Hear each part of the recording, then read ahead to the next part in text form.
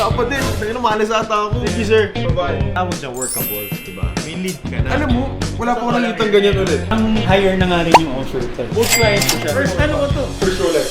Hi, sir. Good morning. Pasok mo kayo, sir. May hanap kayo, sir? He wants to try daw po the Starbucks and the Curly's. May hanap kayo, sir? Here's the Starbucks. This is a 2021. Sir, hindi ka magta-try? Okay ako. You have the 3 generations. It's called the Kermit. Tapos ito, yung next, yung Hulk. 40mm tong dalawa. Pinagkaiba dito, sir, ito pre-ceramic. Aluminum bezel pa siya. This one, this is the ceramic na. Move on to 2020 and out. You get the Starbucks na ceramic, tas black, back to black na siya yung dial. This is a 41mm case. Mas malaki. Slightly larger, pero halos unnoticeable siya. Kahit i-side to side mo, hindi mo mapapansin yung difference sa case side. Parang mas gusto ko yung black yung loob. Pero these two are discontinued. Pero sa tatlo, kumbaga, itong si Hulk ang most desirable. Kasi hindi ko alam, ang daming sa lista siguro ano. Oo, puro green. Dapat sa'yo pula. UP? Beda. Beda. Huwag na yung OP natin eh, no? Yung pula. Sayang. Coke. Pwede din Coke. Ito, sir, Coke. Oh, Beda. Kaya pala pula yung Black Bay mo. Smiley pa. Rare yan. Yung self-winding rotor kasi na-print. Nakapa-curve. Kaya smiley yung tawag. Fun fact. Starbucks. Yung Mark 1 and Mark 2. Ang pinagkaiba lang nila is yung pagka-green ng bezel. Medyo mas pale yung Mark 1, mas deeper green yung Mark 2. Very subtle lang din. Unless side to side mo siya hindi mo mapapansin. Partner, lahat to mga to pre-owned mo kami. Yeah. Majority kasi nung stocks natin na brand new or in BGC. Pero if you wanna view it naman, sir, pwede padala dito or kung gusto mo, dun din. Pwede din. Ma-experience mo din yung store natin. Lapit na office nga namin dun eh. Pepsi. Yung meron kayo. So you have Jubilee and Oyster. Kaka-discontinue lang nito mid-April. Tapos nung na-discontinue siya, nag-shoot up yung value niya. This one is 2024 and 2025. Mas gusto ko ba rin yung Oyster? Depende sa'yo eh. mas dressy. Yes, mas formal. Kasi mas maganda din yung bagsak sa wrist ng Jubilee Link. Kasi mas maliit. So parang mas nakahug niya yung wrist. Pero mas macho ang Oyster tayo. Hindi nga na, baka mapabili pa ako. Kaya nga umupo na ako eh. Thank you, sir.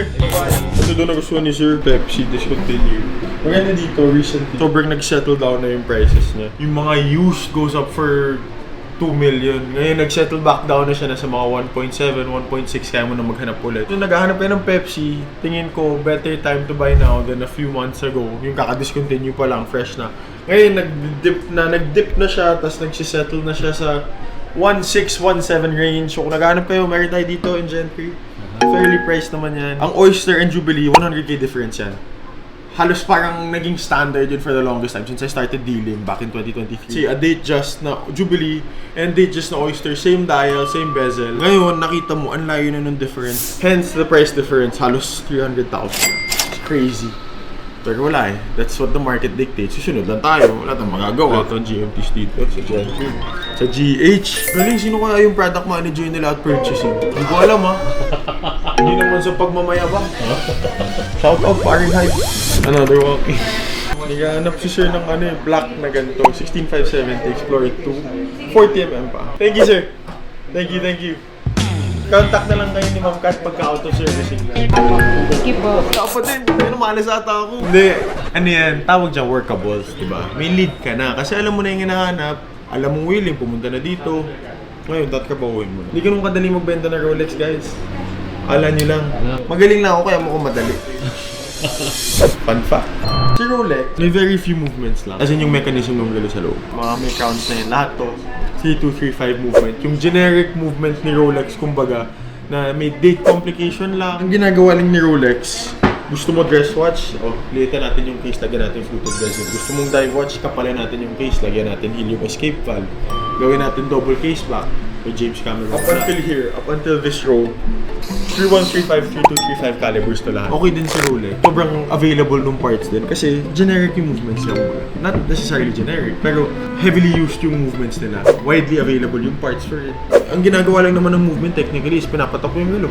Parang doesn't affect yung aesthetics ng relo. Manipis naman yung kahit anong case lagay mo. Okay lang. Manunod kayo ng watchmaker sa ano, yung mga nagko-overhaul ng Rolex. Sinasabi talaga nila, si Rolex, iba gumawa ng relo. Kahit yung technician na magsiservice, mag-overhaul ng relo after mo bilhin kay Rolex, iniisip nila. Yung mga guillotine patterns yan, yung mga swirls na ano, perlage yung tawag dun eh. Yung sa mga swirl sa loob ng movement. Isipin mo yung case, yung inside, yung plate, yung movement plate, dinidecorate pa ni Rolex. Eh wala namang makakita. Kumbaga inisip din ni Rolex, pati yung gumagawa ng watch. Kasi inisip ni Rolex, after sales mo, yung servicing ng watch, naisip lahat. Fun fact. I know you! Kamusta? Nakabalik ka? Itong ilan na to, dito galing to. Sa Gen K galing yan. Alam mo ba yung kwento niya? Binili ko kay Parking Live yan. Tapos alam kong ito yung relo na yan kasi tingnan mo yung likod. Pudpud na yung cam. Yung ano ng manok. Paan na lang ng manok kasi tatlo na lang yung... tatlo na lang natira. Alam mo, wala pa ko nakitang ganyan ulit. Ang higher na nga rin yung offer. Yung client ko siya. First ano ko to? First Rolex. Paniray pa yung suot mo nun. Tumakas pa ako lunch break. Tumakas ako puntang stand. Ha? Wala, here we are na. Ano? Bumaba ako eh. Kailangan ko mag-BGC eh. Wala tayong done deal today eh, no? Wala bro.